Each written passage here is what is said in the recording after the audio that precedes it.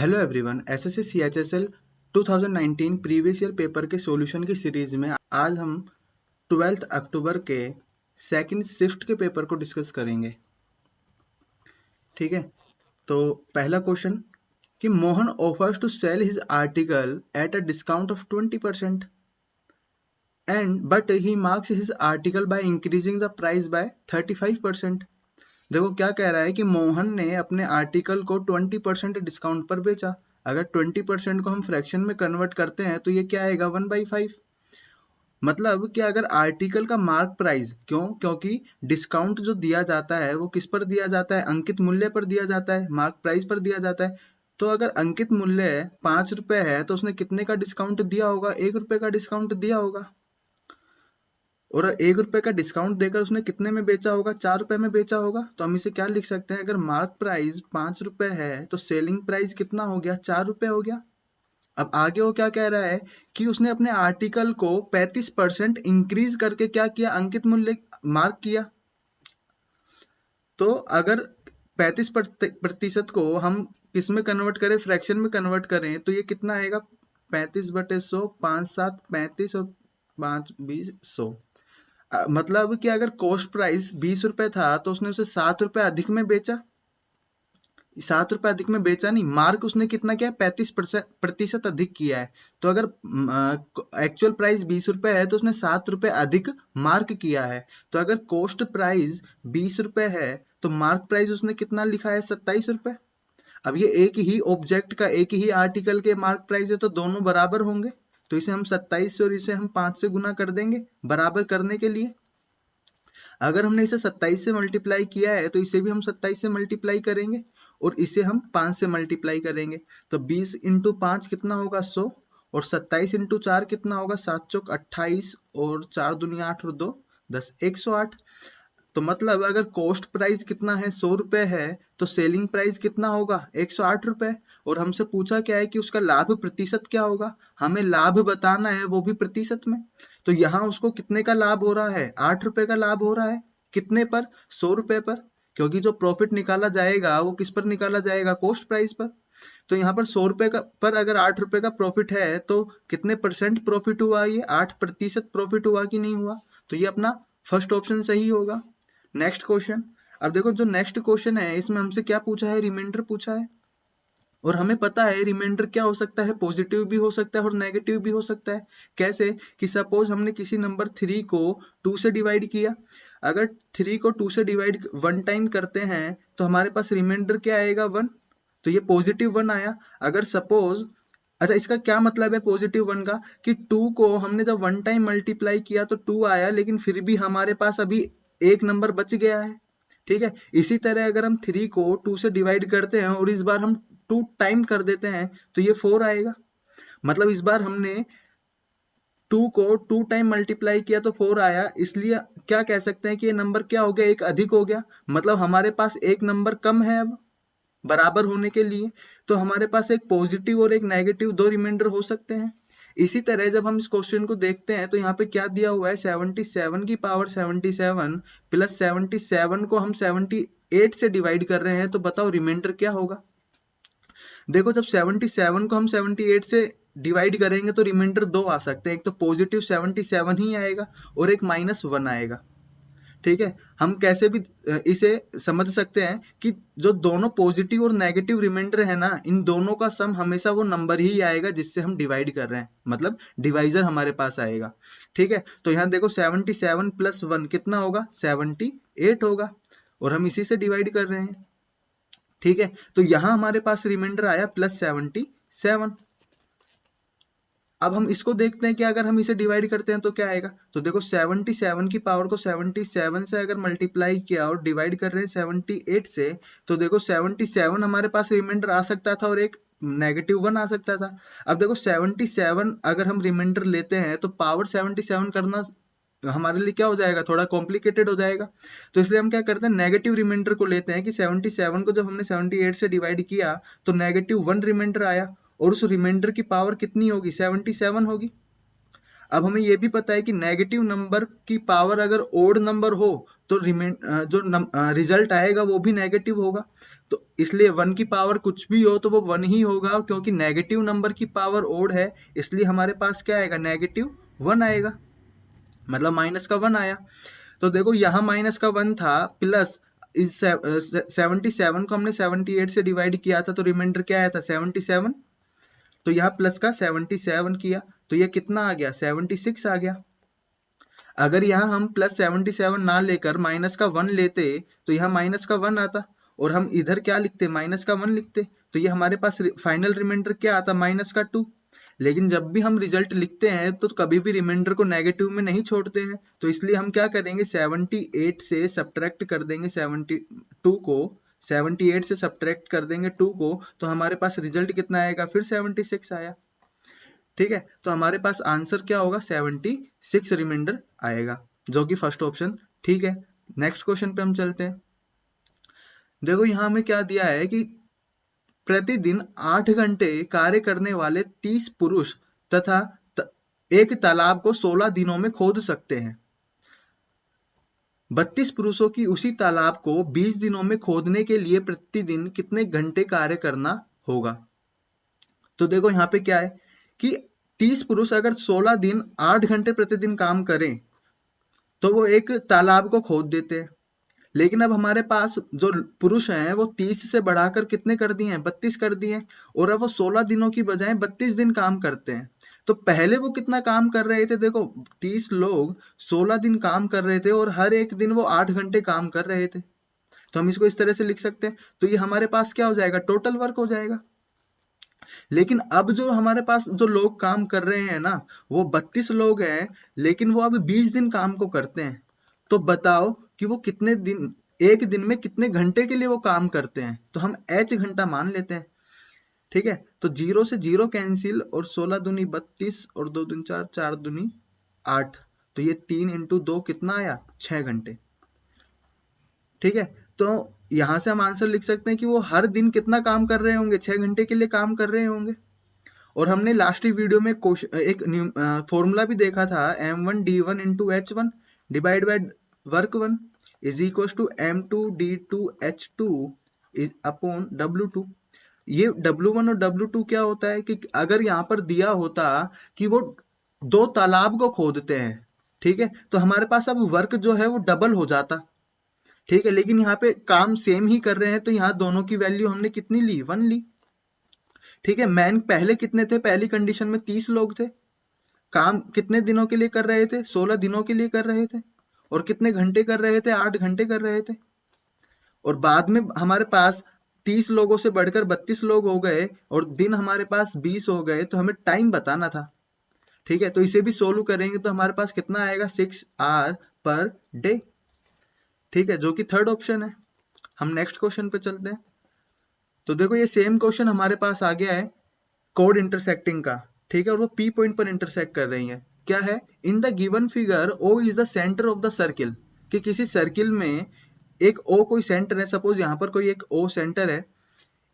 It's two कोड A B and C D, यहाँ पर 2 कोड है A B and C D intersect each other at point P, वो पी पॉइंट पर इंटरसेक्ट कर रही हैं विद इन द सर्किल। अब सर्किल के अंदर ही कर रही हैं, बाहर भी कर सकती हैं। देखो कैसे, अगर ये कोड होती और ये यहाँ इंटरसेक्ट ना कर कर यहाँ इंटरसेक्ट करती, तब ये ए बी कोड और सी डी कोड इंटीरियर में इंटरसेक्ट ना कर कर कहाँ कर रही हैं, बाहर इंटरसेक्ट कर रही हैं।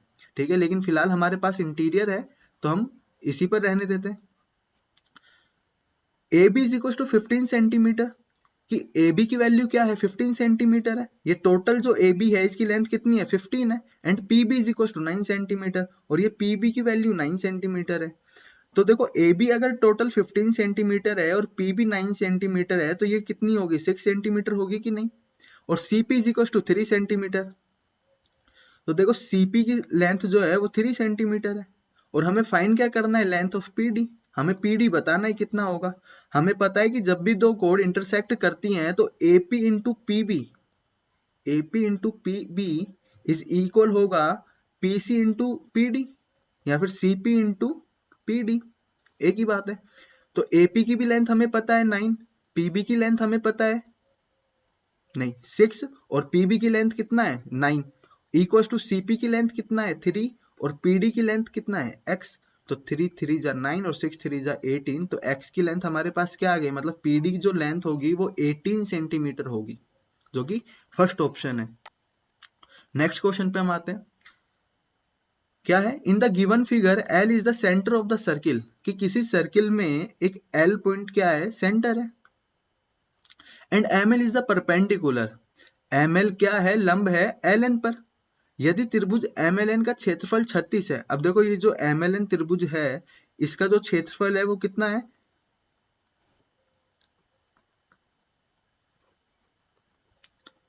इसका जो क्षेत्रफल है वो कितना दिया हुआ है, 36 दिया हुआ है। और ये भी बताया हुआ है कि ये यहाँ पर क्या है, परपेंडिकुलर है, मतलब 90 डिग्री का एंगल है। तो इस ट्रायंगल को अगर मैं यहाँ बनाऊं MLN, और ये एंगल हमें कितना दिया हुआ है 90 डिग्री। अब देखो ये दोनों एक ही सर्किल की रेडियस है, तो ये भी आर होगी और ये भी आर होगी, तो हमारे पास बेस भी आर होगा और हाइट भी आर होगी। तो अगर हम ट्राइंगल के एरिया का फॉर्मूला लगाते हैं half into base into height, तो वो कितना आएगा 36। अब देखो r square is multiply by half is equal to 36, और यहां से हम आर स्क्वायर की वैल्यू निकाल लें तो ये कितना आएगा 72। ठीक है, लेकिन हमसे पूछा क्या है, हमसे पूछा है वृत्त का क्षेत्रफल कितना होगा, कि ये जो वृत्त है जिसके अंदर ये त्रिभुज है उसका क्षेत्रफल बताओ कितना होगा। तो देखो वृत्त का क्षेत्रफल कितना होता है, पाई आर स्क्वायर की वैल्यू हमें पता है कितना 72 पाई, सीधा सीधा हमें मिल गया, फोर्थ ऑप्शन सही होगा। नेक्स्ट पर आते हैं। अ मैन, मैम नहीं man, divided his journey into 3 parts of distances 18 kilometer, 20 kilometer and 27 kilometer. He traveled the distance at a speed of 6 kilometer per hour, 5 kilometer per hour and 9 kilometer per hour. क्या दिया हुआ है कि एक आदमी है वो 3 डिस्टेंस चलता है, या फिर अपने उसने अपनी पूरी जर्नी को 3 पार्ट्स में डिवाइड कर लिया है, लेकिन इक्वल पार्ट्स में डिवाइड नहीं किया है। कैसे किया है कि ये 18 किलोमीटर है, ये 20 किलोमीटर है एंड देन 27 किलोमीटर है, और वो इन अलग अलग डिस्टेंस को अलग अलग स्पीड से चलता है। ये भी उसने बताया कि वो पहले इसको चलता है 6 किलोमीटर पर आवर से, देन वो इसे चलता है 5 किलोमीटर पर आवर से, एंड देन वो चलता है 9 किलोमीटर पर आवर से। ठीक है, और हमें बताना क्या है कि what was his average speed during the entire journey. तो हमें एवरेज स्पीड बताना है कि वो इस पॉइंट से अगर इस पॉइंट पर गया डेस्टिनेशन पर, तो उसने टोटल किस एवरेज स्पीड से ट्रेवल किया होगा। और हमें पता है कि एवरेज स्पीड जो होती है वो total distance upon time taken, यही होता है। यहाँ टोटल डिस्टेंस कितना है 18 प्लस 20 38 प्लस 27 65। ठीक है, और उसने टाइम कितना लिया, तो हमें यहाँ टाइम निकालना पड़ेगा। तो इस डिस्टेंस को ट्रेवल करने के लिए उसे कितना टाइम लगा, distance upon speed 3 hours, then इस पे उसे कितना टाइम लगा 4 आवर्स, एंड इधर उसने लिया 3 आवर्स। मतलब 18 किलोमीटर को चलने के लिए उसने 3 घंटे लिए, 20 किलोमीटर को चलने के लिए उसने 4 घंटे लिए, और 27 किलोमीटर को चलने के लिए उसने 3 घंटे लिए। कैसे निकाला, time is equal to distance upon speed से। डिस्टेंस अपने पास 20 है और स्पीड वो 5 किलोमीटर पर आवर से चल रहा है, तो 4 घंटे लगेंगे। और अगर 27 किलोमीटर वो 9 की स्पीड से चलता है तो 3 घंटे लगेंगे। ठीक है, अब यहाँ टोटल डिस्टेंस हमारे पास 65 किलोमीटर है, और टोटल टाइम उसने लिया है 3 4 7 और 3 10, 10 घंटे। तो ये हमारे पास सिंपली क्या आ गया 6.5 किलोमीटर पर आवर, कि वो ए से डी तक किस एवरेज स्पीड से चला होगा, 6.5 किलोमीटर पर आवर स्पीड से चला होगा। नेक्स्ट क्वेश्चन क्या दिया हुआ है कि X Y Z is a triangle, कि एक हमारे पास एक्स वाई जेड क्या है, ट्राइंगल है। If the medians Z L and Y M, अब देखो यहाँ पर मीडियन है, तो हम एक बार ये ट्राइंगल थोड़ा फिर से अच्छे से बनाते हैं।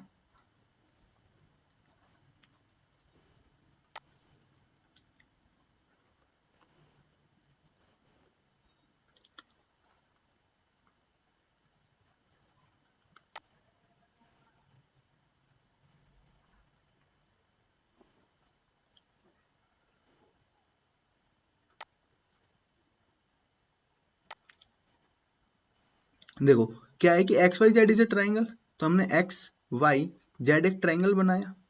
Z L and Y M intersect each other at G. Medians Z L, कि जेड एल और वाई एम दोनों क्या है, मीडियंस है, माध्यिकाएं हैं। और माध्यिकाएं क्या होती है, देखो जेड एल से अगर हम एक माध्यिका बनाते हैं तो वो एक्स वाई को बराबर दो भागों में विभाजित करेगी। ठीक है, ये जेड एल हो गया। और एक हमने y से एक माध्यिका बनाई जो x z को किस पॉइंट पर इंटरसेक्ट कर रही है, m पॉइंट पर, तो ये x z को दो बराबर भागों में बांटेगी। अब आगे वो क्या वो इंटरसेक्ट करती है g पॉइंट पर, कि वो इंटरसेक्ट करती है g पॉइंट पर, तो g पॉइंट पर इंटरसेक्ट कर रही है। Then area of triangle GLM, कि देखो GLM जो एक ट्राइंगल बन रहा होगा, ये ट्राइंगल कौन सा बन रहा होगा, ये वाला। एंड एरिया ऑफ XYZ हमारा पूरा ट्राइंगल होगा। तो देखो यहां हमें ये समझना पड़ेगा, एक बार हम इसे पहले वापस भेज दें, कैसे जाएगा ये, गया। देखो हमें बताना है कि GLM एंड XYZ का रेशियो बताना है एरिया का। अब इसके लिए हमें समझना होगा कि एक ट्राइंगल हम और बनाते हैं, ठीक है, और यहाँ ABC तीनों से मीडियंस ड्रॉ करते हैं। हमने यहाँ मीडियंस ड्रॉ की जो कि इंटरसेक्ट करती हैं P, Q एंड R पर। ठीक है, तो और वो इंटरसेक्ट करती हैं यहाँ पर। अब देखो कि मीडियंस जो होती है, माध्यिकाएं होती है, ट्राइंगल को नहीं, वो इंटरसेक्ट करती हैं 2:1 में। ये जो दो माध्यिकाएं हैं वो एक दूसरे को किस अनुपात में बांटती हैं, 2:1 में बांटती हैं। ठीक है, और हमें ये भी पता है कि जो ट्राइंगल में जो साइड का रेशियो होता है, सपोज ये दो ट्राइंगल हमारे पास है और इनके साइड का रेशियो A:B है। ठीक है, तो इनके एरिया का रेशियो क्या होगा, A² अपॉन B² होगा। साइड के रेशियो का स्क्वायर होता है। ठीक है, तो यहां हमें पता चल गया कि ये जो ट्राइंगल बन रहा होगा इसकी साइड कितनी है, 1 होगी। देखो ये वाली जो लेंथ होगी 1 होगी और ये वाली लेंथ 2 होगी। सिमिलरली यहाँ पर ये लेंथ कितनी होगी, 2 होगी और ये वाली लेंथ 1 होगी। और ये दोनों लाइनें पैरेलल होंगी क्योंकि ये R and Q mid points हैं, तो ये एक पैरेलल होंगी, तो किस अनुपात में होंगी, उसी अनुपात में होंगी जो ये दोनों होंगी। तो ये भी कितना होगा, 1 होगा और ये कितना होगा, 2 होगा, क्योंकि ये इसे क्या कर देता है, हाफ कर देता है। हमने लास्ट वीडियो में देखा था इस चीज को। तो इसका रेशियो 1 होगा, 1 का स्क्वायर, और यहाँ साइड क्या है, 2 है, तो एरिया कितना होगा, 2 का स्क्वायर, तो ये 1:4 होगा कि नहीं। तो हम ये कह सकते हैं कि ये वाला जो ट्राइंगल होगा ये 1 होगा और इस वाले ट्राइंगल का जो एरिया होगा वो कितना होगा, 4 होगा। ठीक है, अब किसी ट्राइंगल में ABC में हम अगर देखें कि ये जो तीनों माध्यिकाएं हैं वो इस तरह से विभाजित कर रही हैं। इस पॉइंट पर हमने देखा कि ये वाली जो माध्यिका है यहाँ तक, और ये वाली माध्यिका इधर, और ये वाली माध्यिका इधर, तो ये माध्यिका 3 बराबर भागों में बांटती है ट्राइंगल को। ठीक है, और अगर हम इसे इसी तरह से आगे देखते हैं तो ये 6 इक्वल पार्ट्स में डिवाइड करता, लेकिन यहाँ ये 3 में बांट रहा होगा। अब जब ये वाला एरिया 4 है, ये वाला एरिया 4 है, तो ये भी 4 होगा और ये भी 4 होगा, मतलब इस टोटल ट्राइंगल का जो एरिया होगा वो कितना होगा, 12 होगा। ठीक है, और हमें पता है कि अगर ये 4 था तो ये कितना था, 1 था, तो ये वाला जो एरिया होगा वो 1 होगा और ये वाला 4 होगा, तो टोटल ट्राइंगल का एरिया कितना आया, 12 आया। और हमें बताना है GLM का एरिया 1 है, तो हमें बताना है XYZ का, और XYZ का कितना है, 12। तो GLM और XYZ ट्राइंगल का जो एरिया आएगा वो कितना आएगा, 1:12, जो कि फर्स्ट ऑप्शन है। नेक्स्ट हम क्वेश्चन पे आते हैं। Find the value of tan 60 degree minus tan 15 degree upon 1 plus tan 60 degree tan 15 degree. अब देखो यहाँ सीधा सीधा आइडेंटिटी यूज हो रही है, कौन सी, कि tan A minus tan B upon 1 plus tan A tan B। ये आइडेंटिटी होती है किसके लिए, tan A माइनस B के लिए। यहाँ A की वैल्यू क्या है, 60 डिग्री, और B की वैल्यू क्या है, 15 डिग्री। tan 60 माइनस 15, तो tan 60 माइनस 15 कितना होगा, 45 डिग्री, और tan 45 डिग्री कितना होता है, 1। तो इसके लिए हम सीधा सीधा वैल्यू बता सकते हैं क्या होगी 1। नेक्स्ट क्वेश्चन पे आते हैं। क्या देखो अगेन ट्रिग्नोमेट्री का क्वेश्चन कि क्या 4 cos square theta minus 3 sine square theta plus 2 is equal to 0, और हमें बताना क्या है टेन थीटा। अगर हमें यहाँ पे किसी भी एक ट्रिग्नोमेट्रिक फंक्शन की वैल्यू मिल जाती है तो हम उससे किसी भी ट्रिग्नोमेट्रिक फंक्शन की वैल्यू निकाल सकते हैं। इस चीज को भी हमने लास्ट वीडियो में डिस्कस कर लिया था। तो यहाँ से चाहे तो हम कोस थीटा की वैल्यू निकाल सकते हैं या फिर साइन थीटा की वैल्यू निकाल सकते हैं।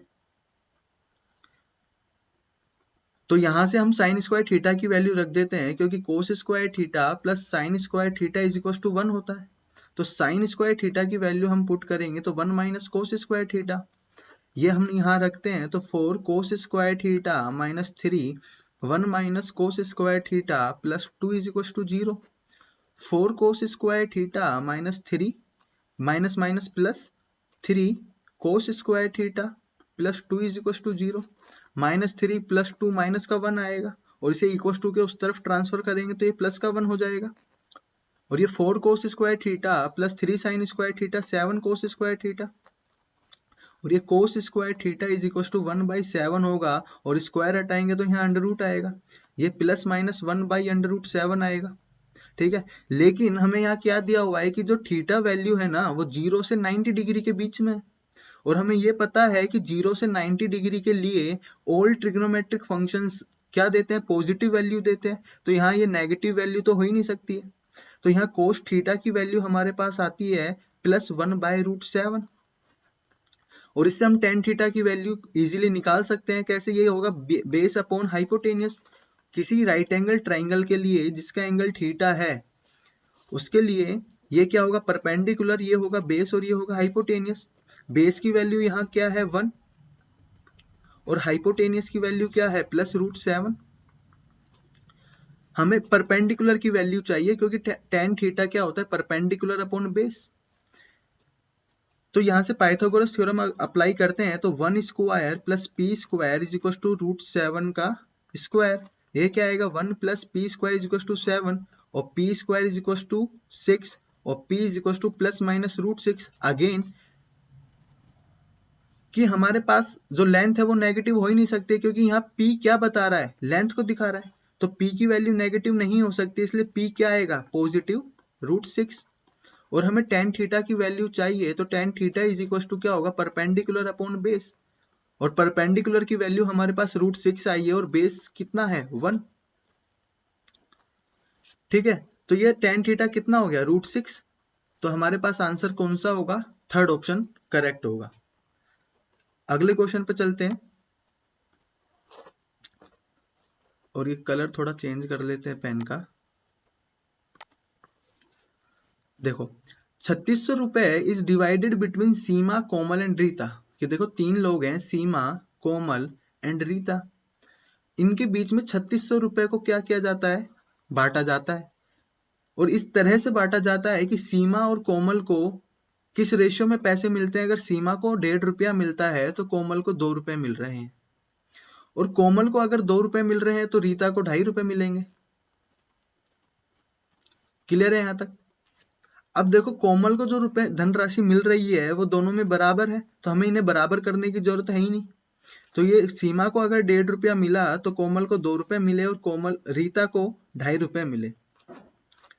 तो अगर टोटल धनराशि 1.5 और 2.5, 4 और 2 6, अगर 6 रुपए थी तो सीमा को 1.5 रुपए मिले, कोमल को 2 रुपए मिले और रीता को 2.5 रुपए मिले।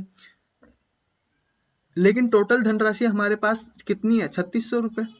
अगर 6 रुपए 3600 को दिखा रहा है तो हम इसे 600 से मल्टीप्लाई करेंगे, और हमने अगर इसे 600 से मल्टीप्लाई किया है तो इधर इसे भी 600 से, इसे भी 600 से और इसे भी 600 से मल्टीप्लाई करना पड़ेगा। और हमें बताना क्या है, रीता का शेयर बताना है। रीता का शेयर बताने के लिए ये 25 × 60 और ये 25 × 150, ये 1500। ठीक है, तो ये हमारे पास कितना है 1500 रुपए, जो कि सेकंड ऑप्शन करेक्ट होगा। तो अगर 3600 रुपए सीमा, कोमल और रीता में बांटा जाता है तो रीता को कितने रुपए मिलेंगे, 1500 रुपए मिलेंगे। अगले क्वेश्चन पे आते हैं। Length and breadth of a rectangular field are in the ratio 5:2। कि किसी रेक्टेंगुलर फील्ड के लिए किसी रेक्टेंगुलर फील्ड के लिए लेंथ कितनी है 5 है और ब्रेथ कितना है 2, लेकिन यहाँ पे हमें ये लेंथ नहीं दी हुई है, उनका रेशियो दिया हुआ है, तो इनका कोई ना कोई एक कॉमन मल्टीपल होगा। सपोज x है तो इसे 5x मान लिया और इसे 2x मान लिया, ठीक है। If the perimeter of the field is 238 metre, अब यहाँ पे जो हमें पेरीमीटर बोला है, परिमाप जो दिया हुआ है वो कितना है 238 है। हमें पता है परिमाप कितना होता है 2 इंटू लेंथ प्लस ब्रेथ, इसकी वैल्यू कितनी है 238, और इसे यहाँ काटेंगे तो 2 एकम 2, 2 नाम 18 है, और लेंथ कितना है 5x प्लस ब्रेथ कितना है 2x, ये कितना 7x, और ये 17 टाइम जाएगा क्योंकि 17 सातु 119 होता है, ठीक है। 17 7 जा 119, ठीक है। तो x की वैल्यू कितना है 17, तो लेंथ हमारे पास कितनी हो जाएगी 5 इंटू 17, ये कितना है 85, और ये 2 इंटू 17 कितना आएगा 34। हमें बताना क्या है, find the length of the field, तो लेंथ कितनी होगी 85 होगी। अब देखो इसे हम थोड़ा डायरेक्ट आइडिया भी लगा सकते थे क्या, कि यहाँ पे जो लेंथ है वो एक 5 का मल्टीपल है, ठीक है, और जो हाइट ब्रेथ है वो कितना है 2 का मल्टीपल है, और हमें पता है कि अगर किसी 5 का मल्टीपल है और हमें लेंथ ही बतानी है तो वहां पे 5 एक क्या होगा कॉमन फैक्टर होगा कि नहीं होगा, और कॉमन फैक्टर होगा तो जो भी लेंथ होगी वो एक 5 का मल्टीपल ही होगी। तो यहाँ पर सिर्फ हमारे पास 85 ही क्या है 5 का मल्टीपल है, तो बाकी तीनों ऑप्शन हमारे क्या हो जाते हैं गलत हो जाते हैं, तो हम यहाँ पे सीधा भी इस ऑप्शन को करेक्ट कर सकते थे, ठीक है। बाकी डिटेल मेथड हमने डिस्कस कर ही लिया है, तो अब हम आते हैं नेक्स्ट ऑप्शन पे, क्वेश्चन पे। देखो अगेन मैंने बोला था कि इस एक फॉर्मूले के लिए ये क्वेश्चन आपके पास जरूर आएगा, ठीक है। तो ये सेकंड शिफ्ट में भी सेम फॉर्मूला पर क्वेश्चन दिया है, और फॉर्मूला क्या था x cube plus y cube plus z cube minus 3xyz is equal to x square plus y square plus, sorry ये होगा x plus y plus z into x square plus y square plus z square minus x y minus y z minus z x, ठीक है। हमसे इसकी value पूछी है, मतलब कि ये वाला फैक्टर हमसे पूछा है, तो हम इसे कोई एक वैल्यू x मान लेते हैं। x प्लस वाई भी हमें गिवन है कितना 10, तो यहाँ 10 लिखा। X cube plus y cube plus z cube की वैल्यू 75 है, और 3 एक्स वाई जेड की वैल्यू 15, तो 15 3 जा 45, और ये 75 से 45 को सब्ट्रैक्ट किया तो 30 is equal to 10 into x, 10 ये 3 टाइम जाएगा, तो ये x की वैल्यू हमारे पास क्या आई 3, और x क्या है x square plus y square plus z square minus x y minus y z minus z x, तो यही हमें बताना था, तो आंसर क्या होगा 3, जो कि सेकंड ऑप्शन होगा। नेक्स्ट क्वेश्चन पे आते हैं। क्या दिया हुआ है कि a plus B is equal to 11 है और ए बी 15 है। अब देखो लास्ट क्वेश्चन में हमारे पास जो ए बी था, लास्ट पेपर में ए बी की वैल्यू क्या थी 5 थी। अब ये एक प्राइम फैक्टर था, अगर प्राइम फैक्टर होता है तो ये नंबर हमें डिसाइड करना क्या हो जाता है, ईजी हो जाता है। 5 इंटू 1 हमने कर लिया, तो जब वैल्यू यहाँ पे पुट कर कर देखी थी उस इक्वेशन में तो वो सेटिस्फाई भी कर रहा था, लेकिन यहाँ हमारे पास ए बी की वैल्यू क्या है 15 है, और 15 के फैक्टर हम ले 1 इंटू 15, 5 इंटू 3, तो ये देखो इसमें सेटिस्फाई नहीं कर रहा है। 15 प्लस 1 कितना होगा 16, यहाँ पे 11 है तो ये भी सेटिस्फाई नहीं करेगा। 5 प्लस 3 कितना होगा 8, तो ये भी सेटिस्फाई नहीं कर रहा है, ठीक है। तो हम यहाँ से डायरेक्ट वैल्यू को अज्यूम नहीं कर सकते, तो हमें ये क्या डिटेल में ही सोल्व करना होगा। तो हमें A square plus B square की वैल्यू चाहिए, तो A square plus B square की वैल्यू के लिए हम इसका सीधा होल स्क्वायर कर दें। ए प्लस बी का होल स्क्वायर क्या होता है A square plus B square plus 2ab। A plus B की वैल्यू 11 है, तो 11 का whole square is equal to A square plus B square plus 2ab। A B कितना है 15, 15 टू जा कितना हुआ 30, 30 को यहाँ भेजेंगे, ये 11 का स्क्वायर है, ये 121 होगा, 121 माइनस 30 कितना होगा 91, तो A square plus B square की वैल्यू क्या आ जाती है 91, जो कि फर्स्ट ऑप्शन है। नेक्स्ट क्वेश्चन पे आते हैं। देखो यहाँ a माइनस बी कितना है 4, और ए स्क्वायर माइनस बी स्क्वायर कितना है 88, और हमसे पूछा क्या है A square minus B square. अब देखो ए स्क्वायर माइनस बी स्क्वायर को हम क्या लिख सकते हैं, ए स्क्वायर माइनस बी स्क्वायर की आइडेंटिटी लगाकर ए माइनस बी इंटू ए प्लस बी। ए माइनस बी की वैल्यू हमें 4 गिवन है और ए प्लस बी, तो हमें इनडायरेक्टली 4 इंटू ए प्लस बी की वैल्यू ही फाइंड करनी है। अगर हमें ए प्लस बी की वैल्यू मिल जाती है तो हम इसको भी फाइंड कर लेंगे, ठीक है। और हमें यहाँ क्या गिवन है, A cube minus B cube given है। इसे हम क्या लिख सकते हैं, A minus B into A square plus B square plus A B is equal to 88। a minus B की वैल्यू अगेन पुट की 4, 4 2 जा 8, 4 2 जा 8, तो यहाँ a square plus B square plus A B की वैल्यू क्या आती है, 22, ठीक है।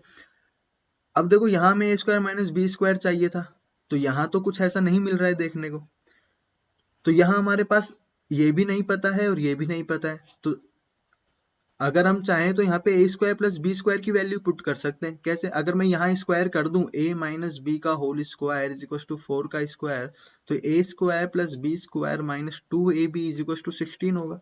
और a square plus B square की वैल्यू यहाँ से क्या आएगी, 16 प्लस 2ab। और इस वैल्यू को अगर मैं यहाँ पुट करता हूँ तो 16 plus 2ab plus ab is equal to कितना होगा, 22। ये कितना आया, 3ab। 16 हम यहाँ भेजेंगे तो ये 22 माइनस 16 कितना आ जाएगा, 6। और ये 3 2 जा 6, तो ए बी की वैल्यू कितनी आई, 2। तो अब हमें यहाँ ए बी की वैल्यू मिल गई है, ठीक है। अब यहाँ से हमें a प्लस बी की वैल्यू चाहिए। देखो हमें क्या क्या गिवन है, अब a माइनस बी भी गिवन है और ए बी भी गिवन है।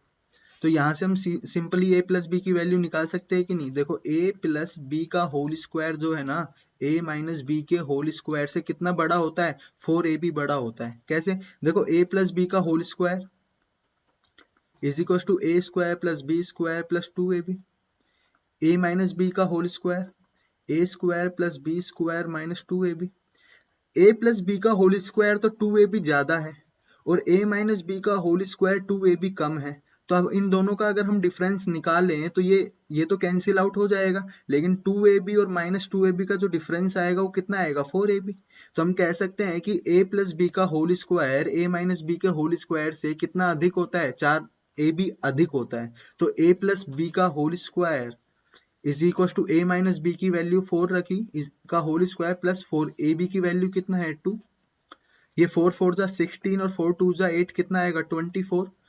a प्लस बी का होल स्क्वायर, हमें क्या चाहिए, a प्लस बी चाहिए, तो इसका रूट कर देंगे तो ये प्लस माइनस क्या आएगा, 24। ये प्लस माइनस आया 2√6, यही आया। तो यहाँ पे हमने क्या रखा, 4 रखा, तो 4 इंटू ए प्लस बी की वैल्यू क्या है, प्लस माइनस 2√6। तो ये 4 2 जा 8√6 आएगा प्लस माइनस में। हमारे पास यहाँ दो वैल्यू है, प्लस माइनस 8√6, लेकिन यहाँ हमें क्या ऑप्शन दिया है, प्लस का 8√6, तो यही करेक्ट आंसर होगा। तो समझ में आ गया होगा आपको ये सारा कुछ, थोड़ा लेंथी क्वेश्चन था। नेक्स्ट क्वेश्चन पे हम आते हैं। The average run of A cricket player in 20 matches is 35। कि किसी क्रिकेट खिलाड़ी के 20 मैचों में वो 35 रन की औसत से रन बनाता है। कि सपोज उसने 20 मैच खेले और वो 35 रन बनाए सभी में, किसी में कम बनाए होंगे किसी में ज्यादा, लेकिन उसने ऑल एवरेज जो निकाला वो 35 रन निकला। लेकिन जो पहले 12 मैच उसने खेले थे उसमें 45 रन के एवरेज से वो रन बना रहा था। कि जो पहले 12 मैच थे, मतलब इनमें जो पहले के 12 मैच थे उसमें वो 45 रन के एवरेज से रन बना रहा था, मतलब पहले वो अच्छा खेल रहा था लेकिन बाद में उसकी परफॉर्मेंस डाउन हो जाती है। तो अंतिम 8 मैचों में, मतलब ये जो बचे हुए 8 मैच है, हम यहाँ 12 मैच मान लेते हैं और यहाँ 8 मैच मान लेते हैं, इन बचे हुए 8 मैचों में किस औसत से वो रन बनाएगा, जिससे कि टोटल 20 मैचों में उसने किस एवरेज से रन बनाए होंगे, 35 से। तो हमें एवरेज निकालना है, तो एवरेज क्या होगा, total run divide by match, यही होगा। तो देखो टोटल रन उसने कितने बनाए, टोटल उसने बनाए 35 रन बनाए 20 मैचों में, तो टोटल तो कितने हुए, 35 इंटू 2 700। तो 20 मैचों में उसने टोटल 700 रन बनाए, लेकिन वो पहले ही 12 मैचों में कितने रन बना चुका था, 12 पंजे 60 और 12 चौक 48 और 6 54, 540 रन वो बना चुका है। तो बाकी के जो 160 रन यहाँ बच रहे हैं वो उसने कब बनाए होंगे, ये बचे हुए 8 मैचों में बनाए होंगे कि नहीं बनाए होंगे, ठीक है। और ये 8 मैचों में 160 रन अगर वो बना रहा है तो प्रत्येक मैच में वो कितने रन बना रहा होगा, 20 रन बना रहा होगा कि नहीं। तो यहाँ हमारे पास क्या निकल के आया, एवरेज 20। अगर हम इसे दूसरे मेथड से करना चाहें तो कैसे कर सकते हैं, कि वो पहले 35 रन से बना रहा था रन और फिर उसने पहले वो जो 12 मैच में रन बनाए उसने 45 के एवरेज से बनाए, बाद में वो जो टोटल निकल कर आया वो 35 का निकल कर आया, मतलब बाद में उसने कम रन बनाए होंगे। तो देखो यहाँ वो टोटल एवरेज से 10 रन अधिक बना रहा है हर मैच में, तो वो 12 मैच में कितने रन अधिक बना गया होगा? 120 रन अधिक बना गया होगा कि नहीं बना गया होगा? मतलब कि जो बाकी के 8 मैच है उसमें उसे 120 रन कम बनाने पड़ेंगे। तो 8 मैच में उसे कितने रन बनाने पड़ते? उसे 8 मैच में 35 के एवरेज से 8 5 40 8 3 24 4 28 280 रन बनाने पड़ते, लेकिन वो 120 रन जो ये बनाने थे वो पहले ही 12 मैचों में बना गया है, तो ये अब उसे नहीं बनाने हैं, तो बचे 160। अब उसे 160 रन ही इन 8 मैचों में बनाने हैं, तो प्रत्येक मैच में वो 20 रन के एवरेज से रन बनाएगा, तो ये अपने पास फोर्थ ऑप्शन करेक्ट होगा। ठीक है, अब हम आते हैं नेक्स्ट पे। क्या है? On selling a bike for 2500 a seller incurs a loss of 20%। 20% को हम फ्रैक्शन में लिखते हैं तो 1/5। वो कह रहा है कि अगर उसने 2500 रुपए में बाइक को बेचा तो उसे 20% का लॉस हुआ, मतलब बाइक की जो कॉस्ट प्राइस होगी, जो एक्चुअल प्राइस होगी वो 5 रुपीज होगी, और उसने 1 रुपए का लॉस खाकर उसे 4 रुपए में बेचा है। What price would have caused him to loss of 30%? तो बता, उसने 30% लॉस पर अगर वो बेचता है बाइक को तो वो कितने में बेचेगा? तो 30% को फ्रैक्शन में लिखेंगे तो 3/10, मतलब अगर बाइक का एक्चुअल कॉस्ट 10 रुपीज है तो 3 का लॉस खाकर बाइक को 7 रुपए में बेचेगा। हाँ या ना? तो देखो, उसे जब 5 रुपए था मूल्य तो उसने 20 रुपए का हानि कमाकर 4 रुपए में बाइक को बेचा था, जो कि कितना था? 2500। 2500 को मैं इस तरह से लिख सकता हूं, और ये 400, ये 25, तो ये कितना आया? 625। हमें बताना क्या है? हमें बताना है कि उसे 30% अगर लॉस में वो बेचता है तो कितने में बेचेगा। तो हम कॉस्ट प्राइस यहाँ से निकाल ले बाइक की, तो इसे 5 से मल्टीप्लाई कर देंगे, तो बाइक की कॉस्ट प्राइस कितनी होगी? ये, और कॉस्ट प्राइस ये भी है, तो ये 10 किसको रिप्रेजेंट कर रहा होगा? कॉस्ट प्राइस को। तो अगर 10 यूनिट की वैल्यू 625 मल्टीप्लाई बाय 5 है, तो हमें बताना क्या है? 7 यूनिट। तो 7 यूनिट बताने के लिए इसे 10 से डिवाइड किया और 7 से मल्टीप्लाई कर देते हैं, तो ये आएगा। इसे सोल्व करेंगे तो 5 तो 12, 6 पंजे 30 और 1 32, 7 पंजे 35, 7 दूनी 14 और 22, 7 8। तो ये अपने पास आया 2187.5, जो कि अपना फोर्थ ऑप्शन होगा। ठीक है, हम आते हैं अब नेक्स्ट पर। 3 sec square x minus 4 is equals to 0, then find the value of x। हमें एंगल बताना है। तो देखो, 3 sec square x minus 4 is equal to 0। इस इक्वेशन को सोल्व कर सकते हैं सिंपली। 4 को वहां ट्रांसफर किया, sec square x is equal to 4/3, sec x क्या आएगा? +-2√3। देखो यहाँ एंगल कितना है? 0 से 90 की रेंज में है, और हमें पता है 0 से 90 की रेंज में सभी ट्रिग्नोमेट्रिक फंक्शन पॉजिटिव वैल्यू देते हैं, तो यहाँ नेगेटिव वाला साइन नहीं होगा। तो sec x क्या आया? +2/√3, जो कि किस एंगल पर होता है? sec 30 डिग्री कितना होता है? 2/√3 होता है। तो यहाँ x की वैल्यू हम क्या बताएंगे? 30 डिग्री। तो ये थर्ड ऑप्शन होगा। अगले क्वेश्चन पे आते हैं। A runner is running at a speed of 40 kilometre per hour. If he runs at a speed of 30 km per hour, then what will be the decrease in the percentage of his speed? क्या कह रहा है कि अगर एक धावक 40 kilometre प्रति घंटे की स्पीड से वो दौड़ रहा है, कि पहले वो 40 किलोमीटर प्रति घंटे की स्पीड से चल रहा है, फिर वह 30 किलोमीटर प्रति घंटे की स्पीड से चलने लग जाता है, तो उसने कितने का डिक्रीज कर दिया? तो उसने 10 का डिक्रीज कर दिया। किस पर किया? 40 पर किया। तो 1/4 कितना होगा? 25%। तो उसने 25% अपनी स्पीड को क्या कर दिया होगा? डिक्रीज कर दिया होगा, जो कि 30 किलोमीटर प्रति घंटा होगा। नेक्स्ट पर हम आते हैं। देखो, सिंप्लीफिकेशन पर क्वेश्चन है, और लास्ट वीडियो में मैंने आपको बताया था कि एक क्वेश्चन सिंप्लीफिकेशन पर और एक वो क्यूब वाले फॉर्मूला पर जरूर क्वेश्चन आपको मिलेगा। तो इसको भी हम सिंपली सोल्व कर सकते हैं बोर्ड मास अप्लाई कर कर। देखो, ब्रैकेट के अंदर पहले ब्रैकेट सोल्व होगा तो 25 मल्टीप्लाई बाय 5 कितना होगा? 12.5। 13 से सब्ट्रैक्ट किया 0.5, यहाँ प्लस है यहाँ मल्टीप्लाई है तो पहले मल्टीप्लाई होगा, 8 5 जा 40, 8 7 जा 56 और 4 60, तो ये 60.0 आया, 60 प्लस 0.5 60.5 आया, और ये 63 माइनस किया क्योंकि यहाँ सिर्फ 63 और माइनस में है तो ये कितना आएगा 2.5। तो हमने इसे यहाँ तक सोल्व कर कर वैल्यू निकाली 2.5। अब आगे ये क्या है 2.1 प्लस 2.25 डिवाइड में है, प्लस है ऑपरेशन, डिवाइड है तो पहले डिवाइड अप्लाई कर देते हैं।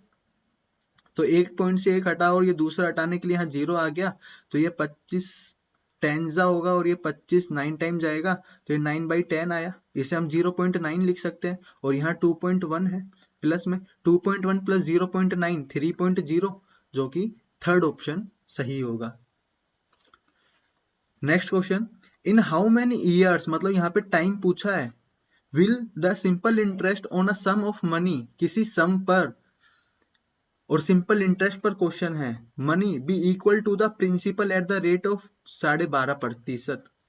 यहाँ क्या दिया है कि किसी धनराशि को साधारण ब्याज में, अब देखो यहाँ थोड़ा सा इस फ्रैक्शन को कन्वर्ट कर दिया है तो हम इसे सिंपली समझ सकते हैं ये क्या होगा 1/2, ये थोड़ा कंफ्यूज करने के लिए मिलता है इस तरह का, ठीक है। तो एक धनराशि का साधारण ब्याज 12.5% पर वार्षिक दर से कितने वर्षों में मूलधन के बराबर हो जाएगा, कि अगर मान लो मैंने किसी को 100 रुपए दिए हैं 12.5% पर, तो वह कितने टाइम के बाद जो इंटरेस्ट है, जो लाभ है, वो कितने का होगा 100 रुपए का होगा।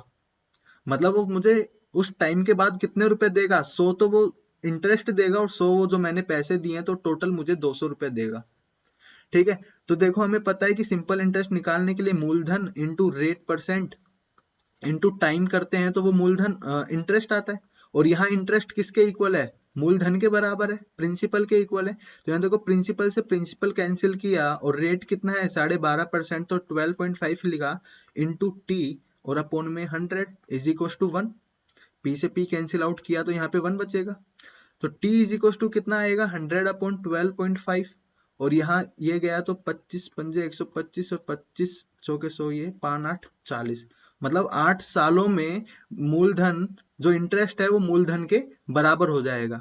इस क्वेश्चन को हम और कैसे कर सकते थे कि देखो 12.5% को अगर मैं फ्रैक्शन में लिखता तो ये 1/8 आएगा, ठीक है। और 1/8 ये आया, मतलब इसका क्या है कि अगर 8 रुपए है तो उस पर मुझे 1 रुपए का लाभ मिल रहा होगा, मतलब इंटरेस्ट कितना होगा 1 रुपए का होगा।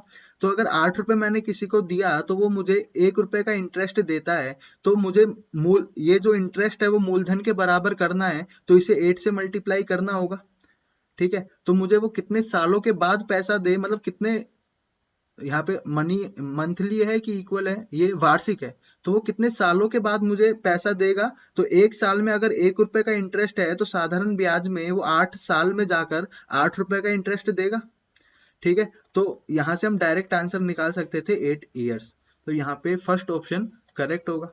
Next, PQR is an isosceles triangle, कि PQR एक आइसोसेलेस ट्राइंगल है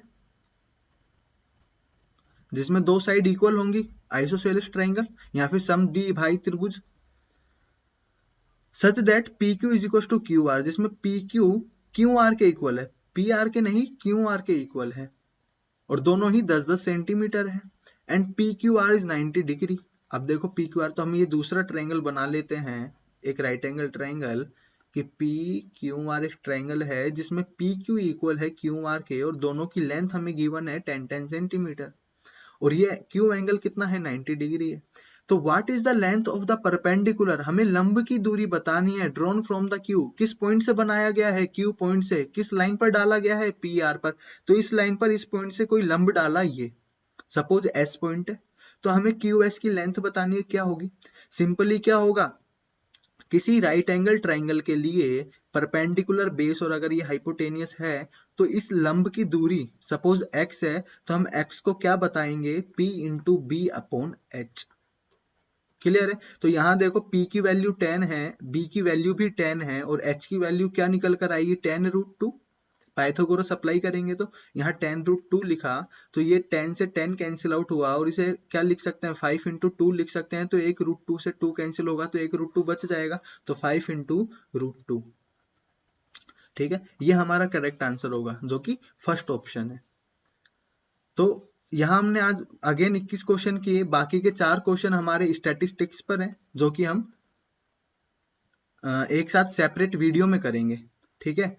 और क्योंकि अभी स्टार्टिंग है तो प्लीज थोड़ा सा ये लाइक, सब्सक्राइब एंड शेयर कीजिए। और आज के लिए इतना ही, धन्यवाद, जल्दी मिलेंगे अगली वीडियो में।